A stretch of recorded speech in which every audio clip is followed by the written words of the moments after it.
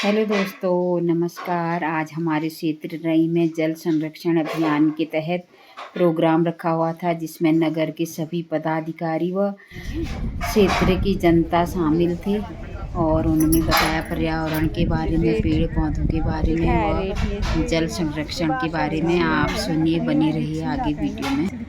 ये कितने का है? और ठीक है,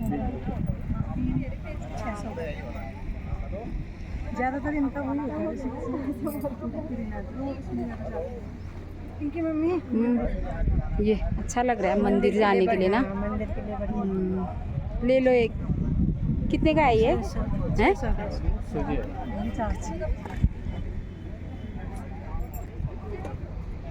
ये है दालें, पहाड़ी दालें।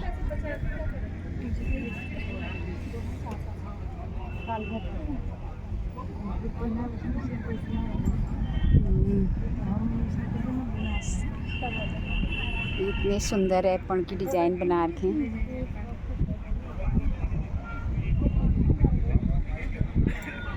केतली का घड़ियाँ।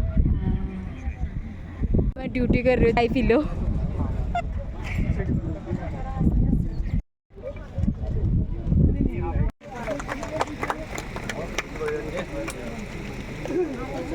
धन्यवाद आप सभी का। अपने बीच में नारायण सोदाड़ी जी हैं, तो चूंकि वो किसी बात जरूरी समझ लो भैया, वरना कल पछताओगे। पेड़ नहीं होंगे तो भैया जीवन कैसे बचाओगे।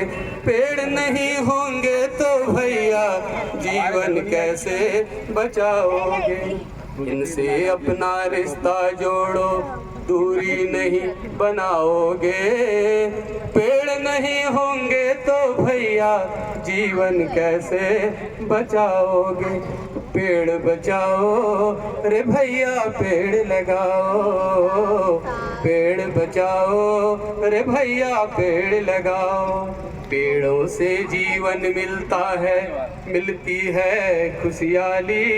नहीं जहाँ पर पेड़ वहाँ पर सूखा है बदहाली। नहीं जहाँ पर पेड़ वहाँ पर सूखा है बदहाली। अगर चाहते हो जीवन को पहिया कभी रुके ना। अगर चाहते हो जीवन का पहिया कभी रुके ना।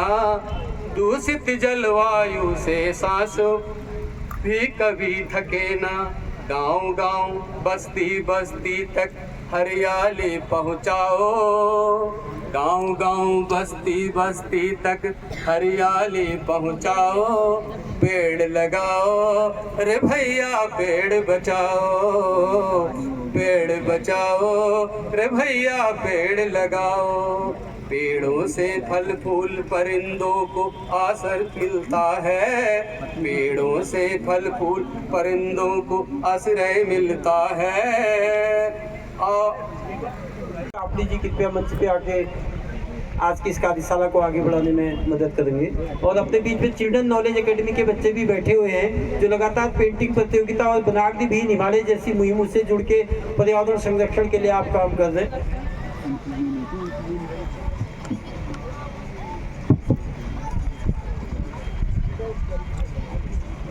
जल संरक्षण अभियान के निमित्त आज जल उत्सव कार्यक्रम में हमारे धनोड़ा नेड़ा रई बस्ती क्षेत्र में इस कार्यक्रम में मुख्य अतिथि के रूप में हमारे बीच में उपस्थित इस जिले के कर्मठ जिलाधिकारी आदरणीय श्री विनोद गोस्वामी जी, कार्यक्रम में उपस्थित इस जिले के मुख्य विकास आए हुए अधिकारीगण, हमारे सेना के जवान और कई स्वयंसेवी संस्था से आए हुए लोग, माताएं बहनें, मेरे क्षेत्र के जो भी लोग सामाजिक जीवन में अपनी सहभागिता निभाते हैं, ऐसे सभी लोगों का मैं हार्दिक स्वागत करता हूं, अभिनंदन करता हूं। जल ही जीवन है, इस वाक्य से अपनी बात प्रारंभ करता हूं।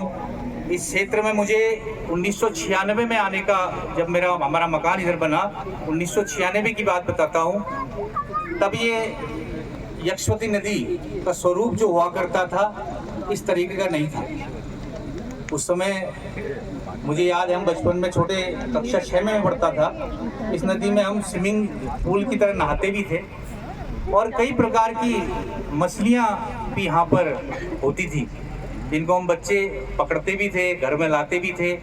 कोई चमकीली टाइप की, शायद क्षेत्र के बहुत पुराने लोग यहाँ पर उपस्थित हैं, आपको याद होगा कि ऐसी प्रजातियों की मछलियाँ यहाँ पर हुआ करती थी और पानी का रंग भी इतना साफ हुआ करता था कि लोग यहाँ से मेरे ख्याल से पीने के लिए पानी भर के ले जाते थे। और आज स्थिति ऐसी हो चुकी है, शायद उसके जिम्मेदार हम लोग स्वयं हैं, क्योंकि सरकारी योजनाएं तो आते जाते रहती हैं। ऐसे कई कार्यक्रम, क्योंकि पिछले 5 सालों में आप लोगों के आशीर्वाद से इस क्षेत्र का सभासद भी मैं था और आप लोगों के आशीर्वाद से पुनः ये दोनों क्षेत्र, एक क्षेत्र में मेरी पत्नी यहाँ पर पार्षद है, दूसरे क्षेत्र में स्वयं पार्षद हूँ। और मैं धरातल में, क्योंकि अक्सर आपने देखा होगा कि मैं धरातल में आगे इस क्षेत्र में जहाँ योगेंद्र चंद जी हैं, मैं अक्सर उनको देखता था कि अकेले बेचारे डंडा लेके लगे रहते हैं। 5-7 आदमी नगर निगम से, कभी ब्राइट फ्यूचर के बच्चों को यहाँ पर बुला के सफाई अभियान हम करते थे। आज हमारे यहाँ सौभाग्य का विषय है कि यक्षवती नदी को बचाने के लिए एक सरकारी कार्यक्रम हमारे बीच में आया हुआ है। ऐसा ही कार्यक्रम 2 साल पहले, 3 साल पहले जब डीएम साहब श्री रविशंकर जी भी यहाँ पर थे, उस समय भी प्रारंभ हुआ। लेकिन पता नहीं क्या कारण, शायद हम लोगों की नाकामी के कारण ये यक्षवती नदी पुनः वो स्वरूप को प्राप्त नहीं कर पा रही है। एक योजना बनाने की जरूरत है। हमारे बीच में आज आदरणीय जिलाधिकारी महोदय, जो मैं देखता रहता हूँ, शहर के विभिन्न क्षेत्रों में भ्रमण करते हैं, स्वयं कहीं पर पार्क निर्माण करना हो, कहीं पर पार्किंग निर्माण करना हो, और बड़े हर्ष का विषय है कि आज हमारे बीच में उपस्थित है।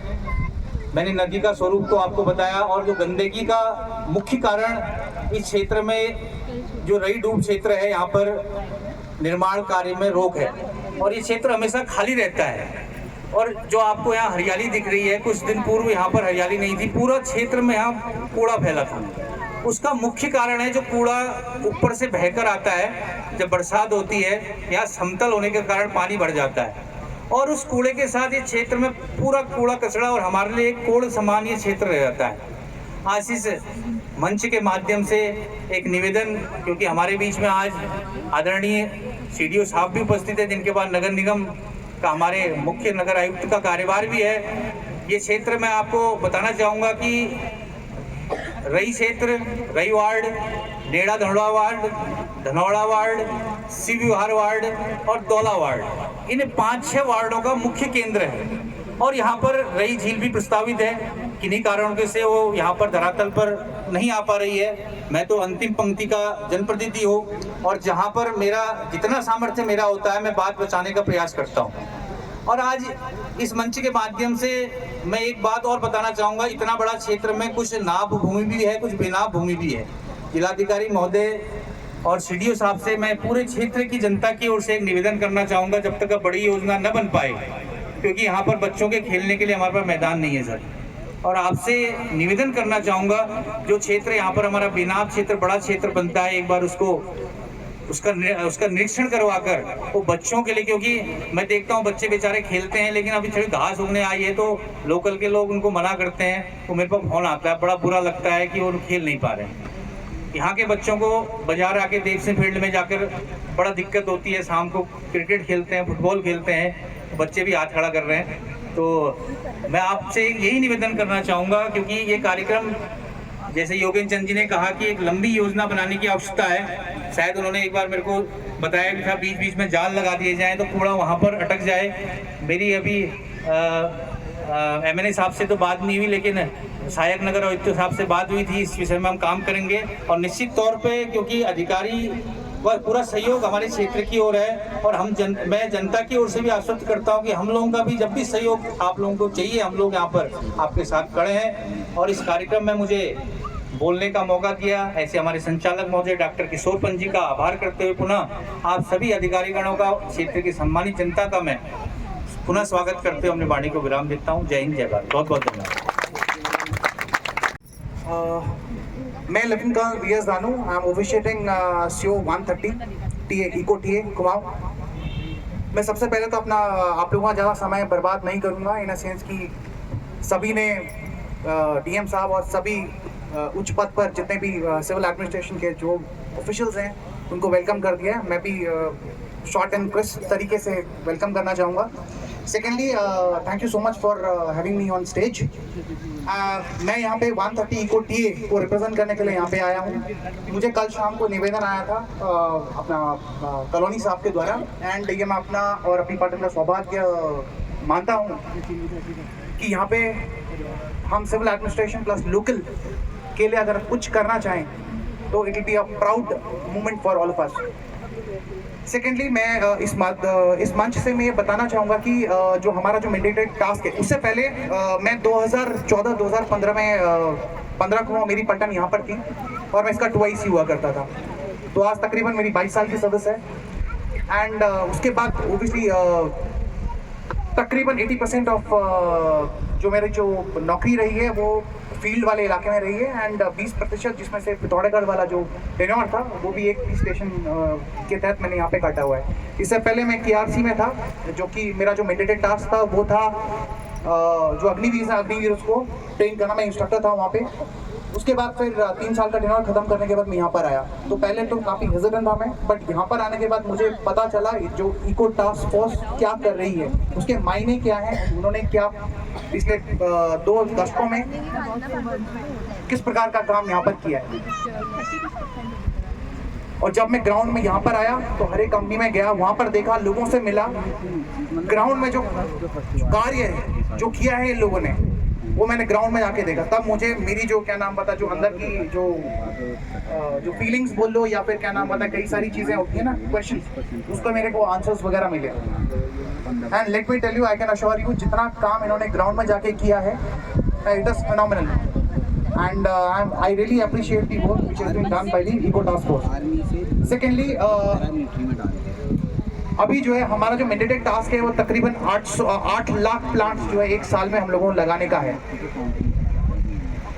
और मुझे बताने की ज़रूरत नहीं कि ये जो टास्क को पूरा करने के लिए कितनी मेहनत और कितने रिसोर्सेज वगैरह लगते हैं और सिविल एडमिनिस्ट्रेशन का कितना योगदान इसमें रहता है। Over and above our mandated task, तकरीबन हमें जो टास्क मिला हुआ है कि additional 1 lakh plants, that is total of 9 lakh plant saplings हम लोगों को इस साल हमने लगाने। समय समय पर जो है हम लोग ये टास्क को पूरा करते रहे और कर रहे हैं। शुरुआत हो चुकी है। अभी जो 130 इको टीए का जो स्टाफ है पूरा चेंज हो गया है, नए सीओ साहब आ गए हैं, वो फिलहाल अभी छुट्टी पे हैं। अभी मैं ऑफिशिएट कर रहा हूँ, मैं आर्जिडेंट और 2IC दोनों कर रहा हूँ। मैं सिर्फ इस मंच के माध्यम से आपको ये बताना चाहता हूँ कि मेरे पास जो नर्सरी है तकरीबन 9 से 10 लाख की नर्सरी है, और जो सैपलिंग जो प्लांट हो सकते हैं वो तकरीबन 9 लाख के आसपास है। तो मैंने कुछ समय पहले मैंने जो डिस्ट्रिक्ट एजुकेशन ऑफिसर साहब हैं इनसे मैंने बात वगैरह करी है, अगर और एक सर्विसमैन जो कमेटी है उनसे भी मैंने बात करी है। सिविल एडमिनिस्ट्रेशन जो डेपो साहब हैं उनके ऑफिस से भी मैं अभी जाके मिलूंगा और बात करूंगा और ये फॉर्मलाइज करूंगा। मुझे योगदान चाहिए।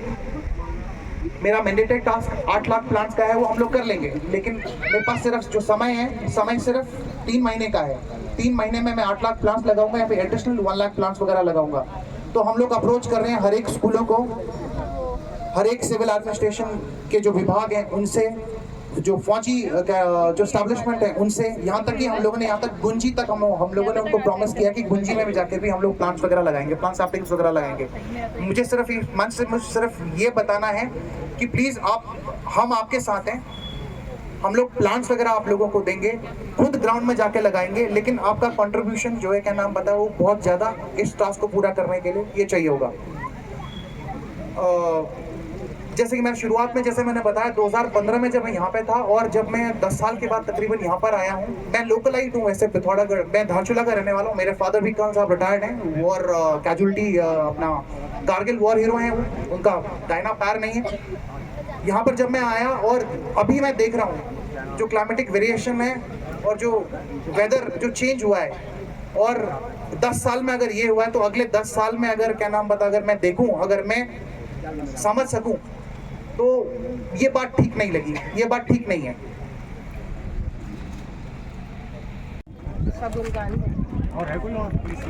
आप बहुत बैठे हैं, वो 12 लोगों को खिला दो। मैं पहले ही घूमना